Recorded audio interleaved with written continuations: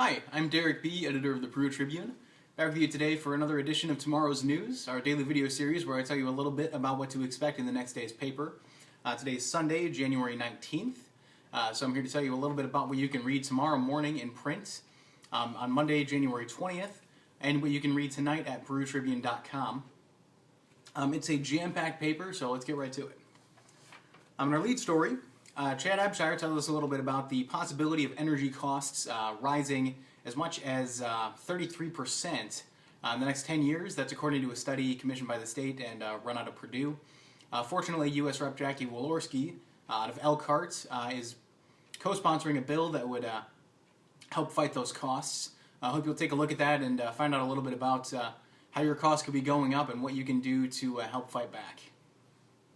On our display story, also comes from Chad. He went out yesterday to the Peru High School mattress sale. This is a fundraiser for the music department. They said it's something a little bit different, and hopefully it was a big success for them. We haven't heard final numbers yet. But they coordinated this with a company out of Indianapolis that actually is doing a lot of these at local schools. So hopefully they found some success. They'll find some at our other schools, and they'll continue to raise money to help support the arts in Miami County.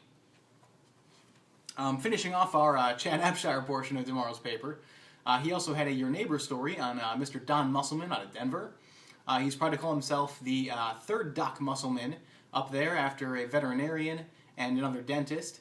He's also big into music, so I hope you'll get to read that story, find out a little bit more about Mr. Musselman and the Denver community.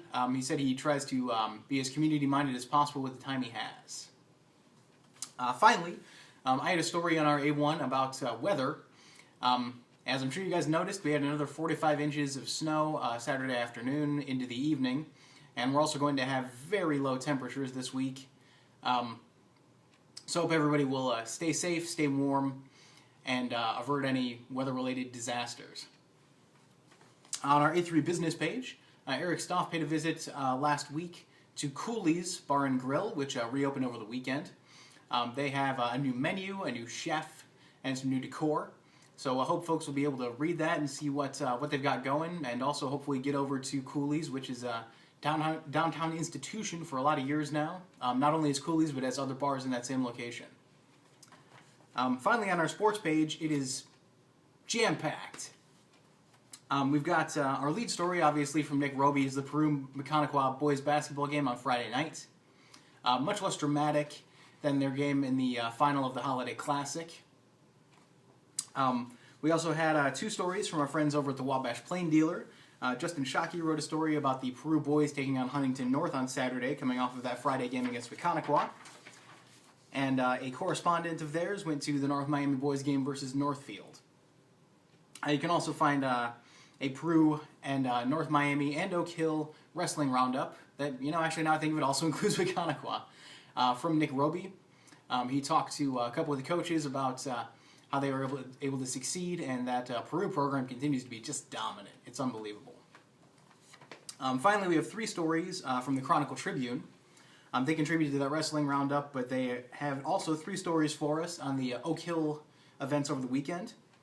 Chuck Landis told us a little bit about the Oak Hill boys playing Eastbrook. Matt Wilson was there as the girls took on Eastbrook as well. And they had a staff report on swimming where they actually broke some records. So really exciting to see them blazing some new trails. You can find all of those stories in tomorrow's print Peru Tribune. You can find them online at perutribune.com. You can also find them on our Facebook and Twitter pages, which are both Peru Tribune.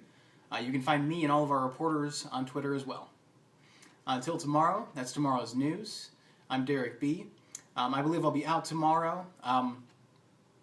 Well, no, I'll be back in soon enough to be back with you guys tomorrow, so have a great Monday, and I'll see you then.